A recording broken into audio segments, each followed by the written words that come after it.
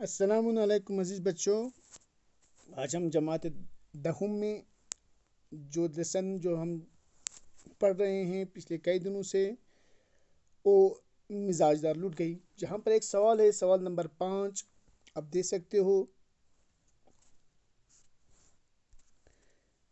یہاں پر درج ذیل اقتباسات کے آخر پر دیے گئے سوالات کے جوابات لکھیے۔ سوال نمبر 5 اقتباس اس طرح ہے: اگلے دن زلفن کو بیج حجن کو بلوایا، آج مزاجدار بیٹی بنی اور حجن کو ماں بنایا۔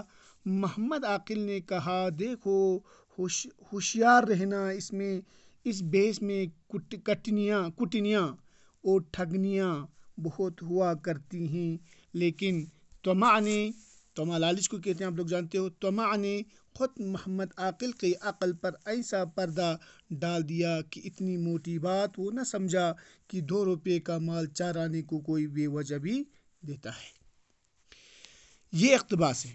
اب اس میں سوالات پوچھے گئے ہیں۔ سوال نمبر 1 اس اقتباسات میں سے پوچھا گیا ہے، درج ذیل اقتباس کس سبق سے ماخوذ ہے؟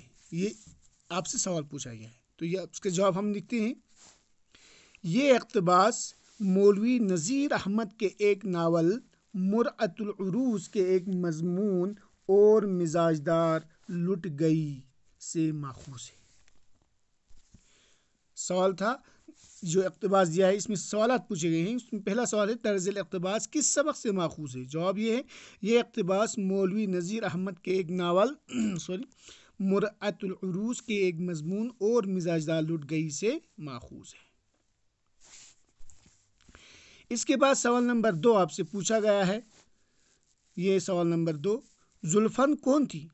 تو جواب یہاں پر ہم نے لکھا ہے، زلفن مزاجدار کی نوکرانی تھی۔ زلفن کون تھی؟ مزاجدار کی نوکرانی تھی۔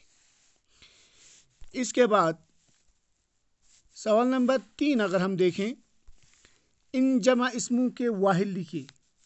یہاں پر واحد لکھنا ہے، کٹنیاں ٹھگنیاں 2 ہے نا، یہ جمع ہے، ان کے واحد لکھنا ہے، جیسے کہ واحد اس سائڈ میں، جمع اس سائڈ میں، واحد اور جمع۔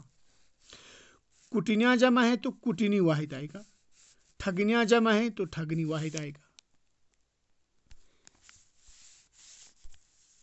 اسی طرح آپ دیکھ سکتے ہو سوال نمبر 4۔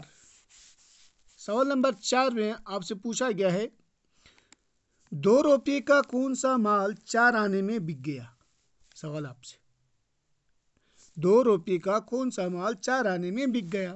جواب آپ کو دیکھ سکتے ہو، یہاں پر دیکھ سکتے ہو جواب نمبر 4، یہ جواب ہے، 2 روپے کا آزار بند صرف 4 آنے میں بک گیا۔ سوال، 2 روپے کا کون سا مال 4 آنے میں بک گیا؟ 2 روپے کا آزار بند صرف 4 آنے میں بک گیا۔ آزار بند جانتے ہو، کمر بند کو کہتے ہیں۔ سوال نمبر 5 آخری سوال آپ کے لیے ہے، محمد عاقل کی عقل پر پردہ کیوں پڑ گیا؟ جواب اس کا، کیونکہ محمد عاقل بہت زیادہ لالچ میں آ گیا تھا۔ تو عزیز بچوں، یہ وہ سوالات ہیں جن کو آپ اپنی کاپی میں لکھیں گے۔ اس طرح سے یہ لیسن تقریباً ہمارا ختم ہو چکا ہے۔ کل سے یا پرسوں سے ہم انشاءاللہ آگے اور نیا ایک لیسن شروع کریں گے۔ والسلام علیکم ورحمۃ اللہ۔